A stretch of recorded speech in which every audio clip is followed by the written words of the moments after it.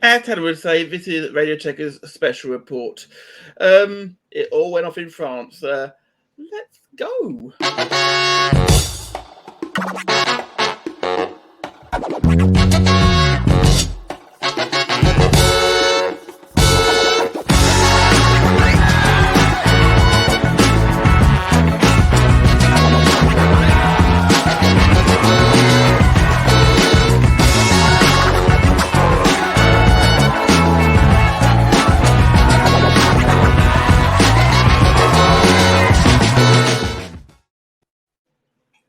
Indeed, this is the Radio Tech, a special report about the French League, something I've had a lot of mm, lack of respect for, maybe is the best word for it. Feelings. Feelings. Yeah, you have a lot of feelings. I have a lot of feelings about French football, none of them positive. I am joined, of course, I am a magnificent Matt West, and I'm joined by the two men who replaced me with a sock puppet on yesterday's episode of Radio Techers. I'm joined by the did an admirable. I'm joined by the Texas gentleman Tanner Pruitt and the podfather himself, Mags, who had a few little connection issues. If he dips in and out, we apologise for that. I mean, it's not the first stream that I've had to apologise for this week, but yeah, my internet is playing silly beggars. So if I drop in and out, I apologise. Yes, it will make about as much sense as the French language at times. No offence. Just the xenophobe. Sorry to any watchers out there. Matt wanted to lead this. We, Tanner and myself, appreciate you, and we appreciate the I do appreciate the French viewers. Now, I woke up this morning after watching the awesome NXT Takeover review that you gentlemen did with Ori and Ray, of course, to the news of what happened in Nice last night, which is that Marseille, who were losing 1-0 at the time, Dimitri Payet went to take a corner and was hit by a missile. Now, by all accounts, this was not the first missile that was thrown during the game. In fact, to the extent that the goalkeeper actually had to clear his goal mouth from bottles that were thrown before the game could start. Yeah. Gentlemen, I have made a joke often about the French League being a farmers' league. Now, some of that is tongue-in-cheek, I will say. However, this is a very serious matter. This does not paint the French League in a good light. Because this has happened 2 away games in a row for Marseille. Now, it happened at Montpellier as well, I believe. You guys watch more French football than I do. So this is part of why I wanted to share it rather than give info, because you guys have more information about it than I do. Is there something I don't know about Marseille that would make them do this? Or is it just pure hooliganism? I would imagine that'd be hard to, I guess, quantify, really. Marseille is perhaps, next to PSG, the most successful club in France. They do have their rivals. They do have fan bases who don't like Marseille very much. But I would also, I don't know what's causing all this to happen right now. I don't know if there's something controversial about Marseille. I'm kind of also a bit in the dark. But when this I don't know if we can call it a riot, but when this happened, when this incident happened, and you see the bottle being thrown at Dimitri Payet, it reminded me actually a lot of a really famous incident that happened here in the States that they call the Malice at the Palace. This was a basketball game between the Indiana Pacers and the Detroit Pistons, where a projectile was thrown at a player, and basically players went into the stands. Fans went into the court. There was fights everywhere. It reminded me a lot like that. This seemed to be on a bit of a larger scale at quick glance, but it did seem to get quieted down, after some time. So I mean, thankfully there was some security there. I just don't know what the security measures are like overall for French football. That's the interesting point. Max? Yeah, again, I'm quite like Tanner. I don't know if there's any underlying issues why Marseille are being targeted, and this is purely from a speculatory point. The fact that they reacted against Montpellier, maybe that has given Nice the Nice fans, especially this section of the Nice fans, which is predominantly the ultras of Nice. It's given them the impetus to kind of rile up the players. Like we've stated, the incident really started when the player was with a plastic bottle. He went down. More bottles were thrown, and as hard as it is for players to not react, he did react. He threw the ball back, which then players, including I think Tadibo and Dante, tried to go and calm the fans down. Yeah. And then we saw Gonzalez and Guendouzi from over and really kind of like berating the fans. And it even got to a point where Gonzalez actually booted the ball into the crowd, which kind of really started inflaming the fans. Then the security just absolutely failed. Players were coming on the pitch from pretty much every section of this stand, and I've got to give props to the other 75% of the fans. They didn't get involved. It was literally just this hardcore, ardent section of the Nice fans. And it got to a bubbling point where the backroom staff and the managers were getting involved. There was an incident with Jorge Sampaoli, who seemed to be arguing with some Nice officials, which then involved Guendouzi. Eventually, after 5 or so minutes, the players were took off the pitch. The home fans returned to start warming up. But the Marseille fans said, no, we're not having this. It's well within their right to do so. It was dangerous for them to continue in my eyes. I'm a little bit concerned that the Nice then started applauding the fans for sticking around after the warm up. That to me is kind of encouraging this kind of behaviour. But it's certainly a black eye to French football. It's a black eye to European football. The fact that this story has spread far and wide, and it's been reported on in Australia, the States. This is not a good scene for French football, especially with all the recent kind of really kind of exciting news with the amount of players who are going to this league. Now it's this can kind of undo a lot of good work that those recent signings have done. Yes, I mean, obviously, Lionel Messi, Gio Wijnaldum, Donnarumma, Sergio Ramos, all go to PSG, and of course, Shaqiri today has gone to Lyon. Granted, not quite a high-profile transfer, but still, international superstars are going to his league. And Marseille made a signing today as well, which is really interesting. So yeah, it's not a good look for the French league, and certainly definitely not a good look for the Nice fans. The three of us are all wrestling podcasters. I've got to admit that at some points, and it's not me making light of it, it's me being genuinely serious. Watching that security fail was like watching the kayfabe security at a wrestling contest, as in they offered no resistance and they just basically they toppled over. That's not me taking a poke or any kind of prodding at the French for not being able to always surrendering or security being crap there. But what the hell? I haven't seen anything like that happen at a football match certainly not in one of the more elite leagues for a generation. And that's really not good. You're saying that.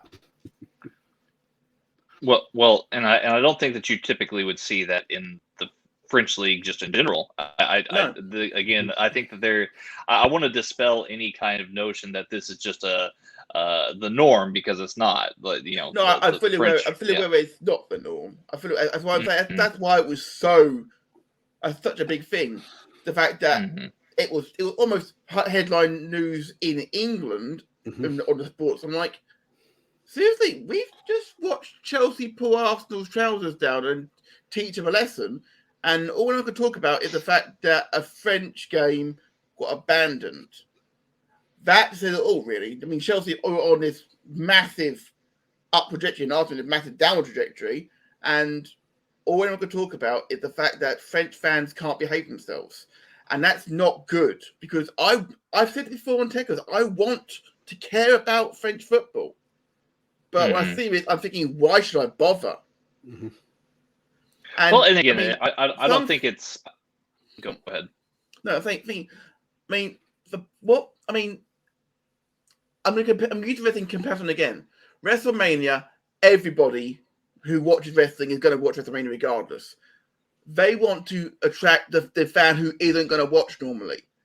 Same for the Premier League. Same for the French League. They want to attract a person who wouldn't normally watch it. I wouldn't watch the French League normally. I didn't watch German football until the German football was the first league to start back after the pandemic, and then I got into it a little bit because it was the only thing that was on football-wise.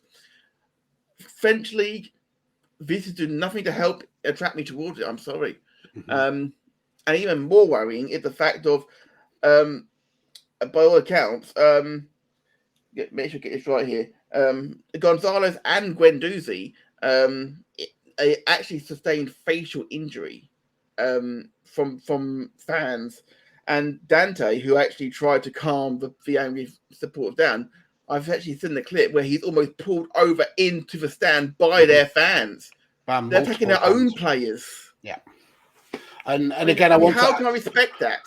I want to kind of double down on Tanner's comment to reiterate that this is not the norm for the French league. The French football that I've watched, the fans have been above reproach. They really, really have. So this is definitely not a normality. And I think that the way that the security were woefully underprepared to deal with it, I think that speaks to the fact that they don't have incidents like this.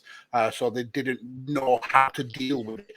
I just hope that lessons are quickly learned about this and it stops, because it's 2021. There is no room in football for actions like this.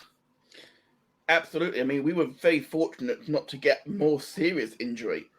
I mean, that sort of invasion on the pitch, I had flashbacks to things we saw back in like the 80s, and that's not a good place to be. I don't know where else to go with this one apart from what do you think they could do better, Tanner? I mean, they're obviously going to have to make an example out of Nice. Unfortunately, I think that they're going to have to really investigate this issue to the fullest extent and find out who's throwing bottles, who's throwing these things on the pitch. And I mean, I have nothing against Nice as a club or Nice its fans or supporters, whatever.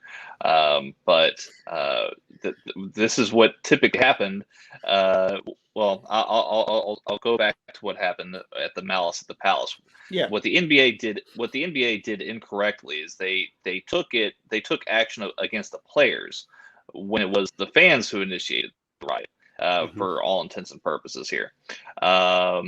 What you're going to have to do is, yes, you're going to have to put the onus on the fans and the supporters who actually went to that game and who committed wrong. I'm sure Nice and their stadium has plenty of security cameras that they can use and utilize to find out who did what, when and where, and get to the bottom of it. Because, again, as we've all pointed out here, this is not something that's acceptable in football. And I don't care what the motivation was, be it racial or otherwise. I mean, we can't have these kind of actions in football in general. Absolutely. What scared me a bit is that, I mean, there's a tendency here for certain people to come out and say, well, just award the game to to Marseille, and there's a lot of people who could argue that case, because the fans couldn't behave themselves. That's a date that I don't necessarily know if that's the right decision. I personally think that they should come back and finish the game, as in maybe behind closed doors. Maybe fine the club for not being able for not stewarding the game properly. I think that goes without question. The club needs to be heavily fanned. The fans that are you were able to identify as being invaders of the pitch and also throwing the missiles, need last hand banning. That's the tactics and that's the approach that Premier League clubs do. I don't see why that can't be the approach that other clubs in major European leagues do. It's worked to quell that kind of action in the Premier League. It would happen. It would easily work in Ligue 1. And I also think that we need a fundamental kind of a review of the security protocol in French football, because they were running around like headless chickens. The crowd had free reign. I mean, there was even a guy who essentially stripped down to his boxer shorts and was outrunning multiple security personnel, and it just looked like he was having a whale of a time, and that's wrong in every sense of the word. It's just, there needs to be fundamental changes from this. It's scary. I mean, you're definitely going to. I'm certain that you're definitely going to see a particular review of Nice and its functions and the stadium and how they have security, how they have their fans, placed in the stadium. And perhaps, and I know a lot of people are going to be up in arms about it, but there probably also is going to be a lot of a really hard look at probably alcohol in the stadium as well. I mean, how much can that be a factor in it, or an influence on your ability to enter the stadium if you've had too much to drink, or how much can you drink while you're at the stadium? So, well, the fact they had to clear the goal mouth of bottles, that's kind of scary, because that was before the game. That was pre-match. That was a warning right there before the kickoff that these fans were looking to cause an incident. I mean, I was listening to Simon Brotherton's commentary on BT Sport last night, and I listened to it this morning, but it was done last night, and it was terrifying. He's seen everything, Simon Brotherton, and I could actually hear disgust and, dare I say it, a little fear in his voice as he was calling this action. But the thing is that the camera didn't pan away from it. The cameras covered every single bit of it. Now, in the Premier League, they wouldn't be showing it. They'd have cut away from it in Premier League. So some would say maybe the filming of it wasn't the best idea, but at the same time, it probably would, as Mags and Tanner both said, it may help catching the perpetrators who did it in the first place. Do we think that Montpellier's what happened 2 weeks ago maybe revisited as well, to make sure that they're isolated and they're not just people in general trying to start up trouble? I think a fundamental. Was that too much of a reach? No, I think a look all the way up and down the league, and to look at security protocol, look at how incidents like the track needs to happen. This was a very lucky warning that could have gone very wrong very, very quickly. We as a forward have been so lucky that a player hasn't been seriously injured this. I think a full and frank investigation in the whole of Ligue 1's security protocol needs to take place. Fully agree with you about that one, Mags. Any closing thoughts, gentlemen? Yeah, stop watching football. Click the Farmers League. I will start watching French football, but not for this reason. I will start watching French football for a proper reason. Anything else to add?